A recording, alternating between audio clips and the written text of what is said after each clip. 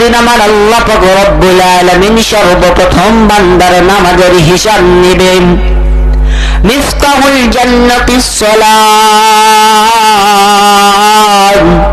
নামাজ হলো বেহেশতের চাবি। আমার নবী, আপনার নবী, বিশ্ব নবী, নবী পয়গম্বর নবী মুহাম্মদুর রাসূলুল্লাহ সাল্লাল্লাহু আলাইহি ওয়াসাল্লাম সাহাবীদেরকে বলতেছেন, ও আমার সাহাবারা, ও আমার সাহাবায়ে কিরাম রাদিয়াল্লাহু তাআলা আনহুরা, তোমরা যদি তোমার বাড়ির পাশে যদি একটা পুকুর থাকে, ওই পুকুরের মধ্যে যদি তোমরা গোসল করো, 5 বার সাবান দিয়ে তোমার শরীরটা যদি তুমি গোসল করো রে সাহাবারা, তোমার শরীরের মধ্যে কি কোনো ময়লা থাকতে পারে? সাহাবারা বলে, ইয়া রাসূলুল্লাহ,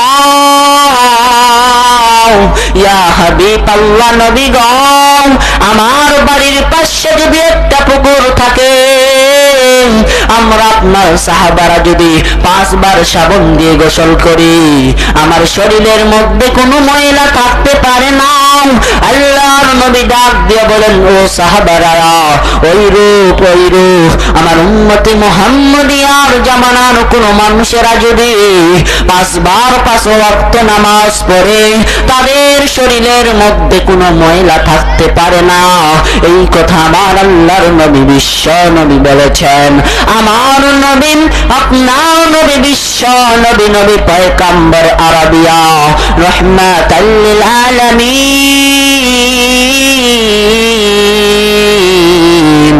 নবী শীতকালের সময় রাস্তা দিয়ে যাইতেছেন, নবী আমার রাস্তা দিয়ে যাইতেছেন, এমন সময় একটা গাছ দেখতে পেলেন নবীজি।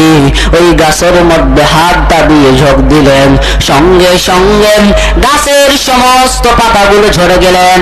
সাহাবায়ে কেরাম রাদিয়াল্লাহু তাআলা আনহুরা ডাক দিয়া বলে, ইয়া রাসূলুল্লাহ, ইয়া হাবিবাল্লাহ, নবী গো, আপনি কেন এই গাছের মধ্যে ঝোঁক দিলেন? আপনি আমাদেরকে বলুন। আমার নবী বিশ্ব নবী, নবী পয়গম্বর নবী মুহাম্মদুর রাসূলুল্লাহ সাল্লাল্লাহু আলাইহি ওয়াসাল্লাম ডাক দিয়া বলে, ও সাহাবী, আমি গাছের মধ্যে কেন ঝোঁক দিলাম?